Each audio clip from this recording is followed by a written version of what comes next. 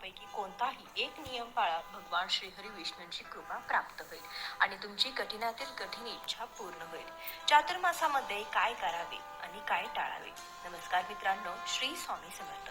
आजचा दिवस तुम्हाला खूप छान सुखाचा, आनंदाचा जावो ही स्वामी महाराजांच्या चरणी प्रार्थना करून आजच्या या नवीन आपल्या व्हिडिओला सुरुवात करूया. मित्रांनो, चातुर्मासामध्ये पाळावयाचे 40 नियम सविस्तर जाणून घेणार आहोत. तर तुम्ही यातील फक्त एक जरी नियम पाळला तरी भगवान श्रीहरी विष्णूंची कृपा प्राप्त होईल आणि अखंड लक्ष्मी तुमच्या घरी नांदेल.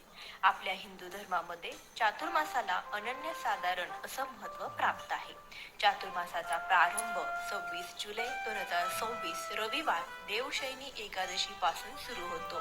चातुर्मास समाप्ती 22 नोव्हेंबर 2026 देवउठणी प्रबोधनी एकादशी पर्यंत समाप्त होतो.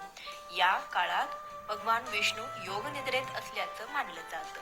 या काळात जप, तप, दान, व्रत, सात्विक आहार आणि इतर नियमांचं पालन करण्याला विशेष महत्त्व दिलं जातं. चातुर्मास म्हणजे हिंदू धर्मशास्त्रानुसार आषाढ शुद्ध एकादशी ते कार्तिक शुद्ध एकादशी या 4 महिन्याचा काळ असतो. याला चातुर्मास असेही म्हणतात. चातुर्मास म्हणजे 4 महिने, आषाढाचे 20 दिवस, भाद्रपद, श्रावण, अश्विन हे 3 महिने पूर्ण आणि कार्तिक महिन्याचे पहिले 11 दिवस. सर्वसामान्य लोक चातुर्मासामध्ये एखादे व्रत करतात तर काही नियम पाळतात. या काळात हिंदू धर्मात अनेक व्रत उपासना केल्या जातात. या काळात हिंदू धर्मात वर्णिलेल्या संस्कारापैकी मुंज, पवित्र संस्कार, विवाह, दीक्षाग्रह, यज्ञ, गृहप्रवेश, भूदान इत्यादी शुभ कामे केली जात नाही. तर यंदाच्या चातुर्मासात यापैकी एक नियम तुम्ही अवश्य नक्कीच पाळा. नंबर 1, गणपतीला दररोज लाल फूल म्हणजेच तुम्ही जास्वंद देखील म्हणजे जास्वंदीचे लाल फूल अर्पण करू शकता. हा देखील नियम तुम्ही नित्यनेमाने करू शकता. नंबर 2, चातुर्मासात 4 महिने दररोज तुळशी समोर हळदीने स्वस्तिक काढावं. नंबर 3, चातुर्मासाच्या काळात 4 महिने दररोज महादेवाच्या पिंडीवर दूध आणि दह्याने अभिषेक करावा. नंबर 4, चातुर्मासाच्या काळात 4 महिने दररोज शक्य असल्यास तुळशी समोर तुपाचा दिवा अवश्य लावावा. नंबर 5, चातुर्मासात काही लोक 4 महिने एकच वेळ जेवण करतात तर काही जण तामसिक भोजनाचाही त्याग करतात. नंबर 6, चातुर्मासामध्ये प्रत्येक मंगळवारी आणि शुक्रवारी एखाद्या सुवासित स्त्रीची म्हणजे सौभाग्यवती स्त्रीची नित्य नियमाने ओटी भरावी. नंबर 7, चातुर्मासात 4 महिने सुंदरकांड, गीता आणि रामायणाचे पठण अवश्य करावे. माणसाच्या जीवनासाठी हे खूपच फलदायी आणि पुण्यदायी ठरते. नंबर 8, चातुर्मासात दान करणे हे विशेष शुभ फळ देणारे मानले जाते. या 4 महिन्यात दान करणे जीवन संरक्षण, आरोग्यासाठी फायदेशीर आहे. तसेच या काळात पितरांसाठी पिंडदान करणे अतिउत्तम मानले जाते. त्यामुळे पितरांच्या आत्म्याला शांती मिळते. तसेच या महिन्यात केलेली कोणतीही उपासना किंवा साधना लवकर फळप्राप्ती देते. नंबर 9, चातुर्मासाच्या या 4 महिन्यात तुम्ही गायत्री मंत्राचा कमीत कमी 108 वेळा जप जरूर करावा. नंबर 10, 4 महिने दररोज पुरुष सूक्त दिवसातून एकदा तरी वाचावे किंवा श्रवण करावे किंवा तुम्ही गुरुचरित्रातील 14वा अध्याय दररोज वाचू शकता. खूपच प्रभावशाली आणि पुण्यदायी आहे. नंबर 11, चातुर्मासामध्ये भगवान विष्णू योगनिद्रेत जातात. या दिवसात त्यांची पूजा आराधना करणे अतिशय शुभ मानलं जातं. तसेच दररोज ओम नमो भगवते वासुदेवाय नमः या मंत्राचा दररोज जप करावा म्हणजे भगवान विष्णू आपल्यावरती प्रसन्न होतात. नंबर 12, चातुर्मासामध्ये येणाऱ्या श्रावण महिन्यात भगवान शिवशंकरांची पूजा अर्चना केली जाते. हा श्रावण महिना भगवान शिवशंकरांना अतिशय प्रिय मानला जातो. असं म्हटलं जातं की जो भक्त खऱ्या मनाने भगवान शिवशंकरांची विष्णूंची पूजा करतो त्याच्या आयुष्यातील संकटे, अडथळे, अडचणी कायमचे दूर होतात. नंबर 13, चातुर्मासात तपश्चर्या आणि भक्ती अवस्थेत राहून दररोज सत्यनारायणाची कथा आणि जप किंवा श्रवण करणे अत्यंत शुभ मानलं जातं. नंबर 14, चातुर्मासात सूर्योदयापूर्वी उठून भगवान विष्णू आणि देवी लक्ष्मीची पूजा करावी. तसेच दररोज श्री विष्णू सहस्रनाम किंवा कनकधारा स्तोत्राचं पठण करावे. नंबर 15, चातुर्मासात 4 महिन्यात दररोज भगवद्गीतेतील 1 अध्याय सुद्धा वाचू शकता किंवा श्रवण सुद्धा करू शकता.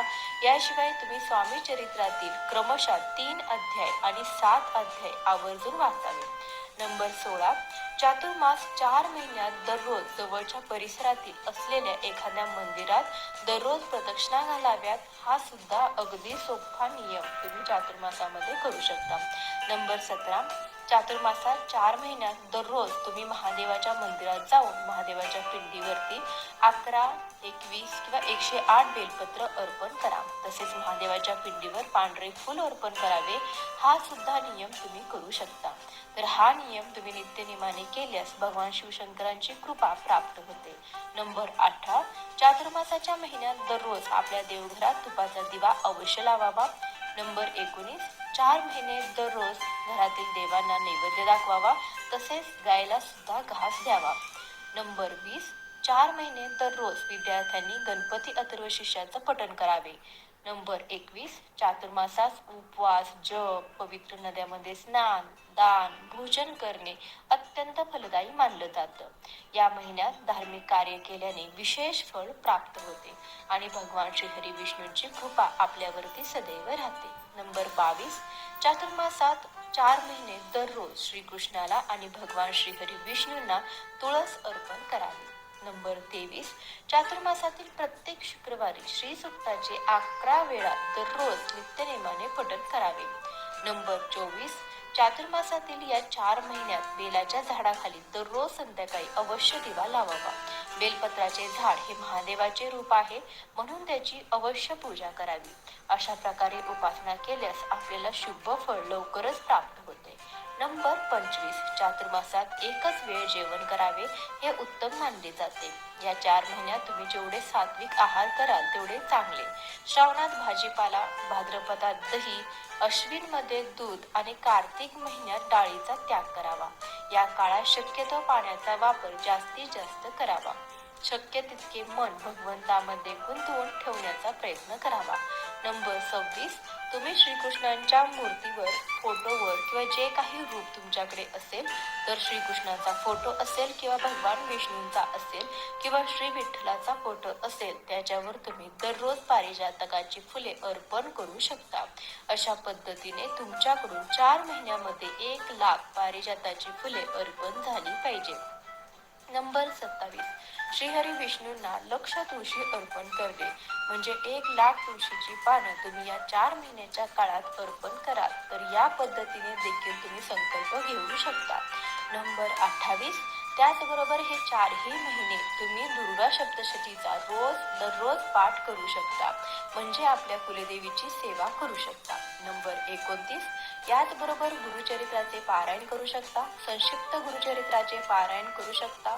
नंबर 30, नवनाथ पारायण करू शकता. तुम्ही शिवलीला अमृत या ग्रंथाचे पारायण देखील करू शकता किंवा शिवलीला अमृतातील जो 11वा अध्याय आहे याचे सुद्धा तुम्ही दररोज पठण किंवा वाचन करू शकता.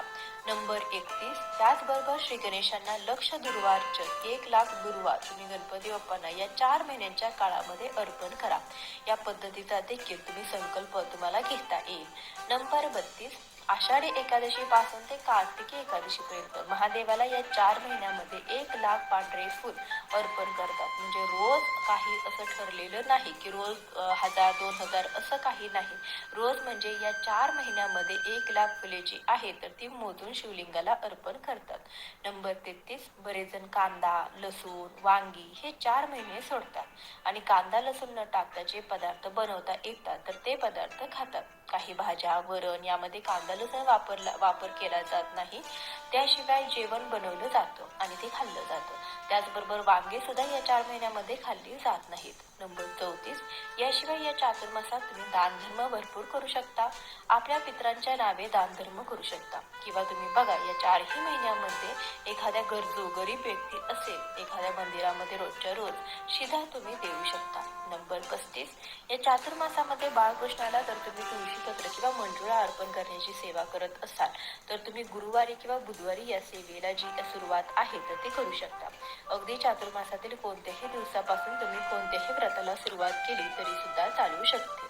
नंबर 36, हे 4 महिने भगवान श्रीहरी विष्णूंची सर्वात प्रभावी सेवा म्हणजे विष्णू सहस्रनामाचं दररोज तुम्ही पठण करू शकता किंवा विष्णू सहस्रनामावली म्हणत म्हणत तुम्ही आपल्या देवघरातील बाळकृष्णाची मूर्ती जी आहे त्यांना तुळशीपत्र अर्पण करू शकता किंवा पिवळी फुलं जी आहे तर ती देखील अर्पण करू शकता.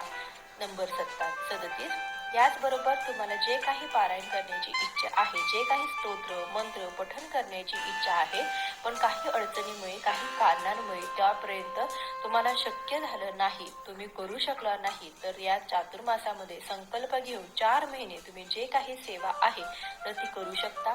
संकल्प आषाढी एकादशीला घेण्यात झालं नाही तर हरकत नाही, तुम्ही कोणत्याही दिवशी कोणत्याही वारी या चातुर्मासामध्ये तुम्ही कोणत्याही सेवेचा संकल्प घेऊ शकता.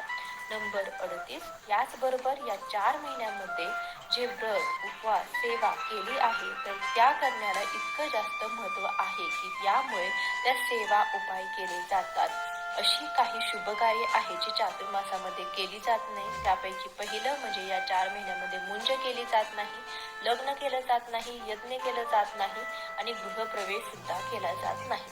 नंबर 39, तुम्ही स्वतःचं घर घेतलं असेल किंवा त्या गृहप्रवेश करण्याचा विचार करत असाल तर तुम्ही आषाढी एकादशी पासून ते देवउठणी एकादशी पर्यंत नवीन घरामध्ये वास्तुशांती किंवा गृहप्रवेश करू शकत नाही, तुम्हाला थोडंसं थांबावं लागेल. नंबर 40, अशा प्रकारे चातुर्मासातील या नियमांचे पालन केल्यास आपलं आरोग्य सुधारेल, मानसिक पीडा नाहीशी होईल, सर्व इच्छा आकांक्षा पूर्ण होतील, तसेच सर्व प्रकारच्या पापांचा नाश होईल. अशा प्रकारच्या मानसिक दृढता प्राप्त होते, तसेच आपल्या पूर्वजांचे आशीर्वाद प्राप्त होतात. त्याचबरोबर चातुर्मासात 4 महिने या प्रकारच्या नियमांचं पालन केल्यास भगवान विष्णू व शिव यांची कृपा प्राप्त होते. जीवनात आनंद सुख समृद्धी याची वाढ होते आणि तुमच्या जीवनामध्ये त्याग समर्पण याची भावना वाढते. मित्रांनो, उपयुक्त व्हिडिओ आवडला असेल तर व्हिडिओला लाईक आवर्जून करा. मित्रपरिवारांसोबत हा व्हिडिओ जास्तीत जास्त शेअर करा. चला भेटू परत. श्री स्वामी समर्थ. धन्यवाद.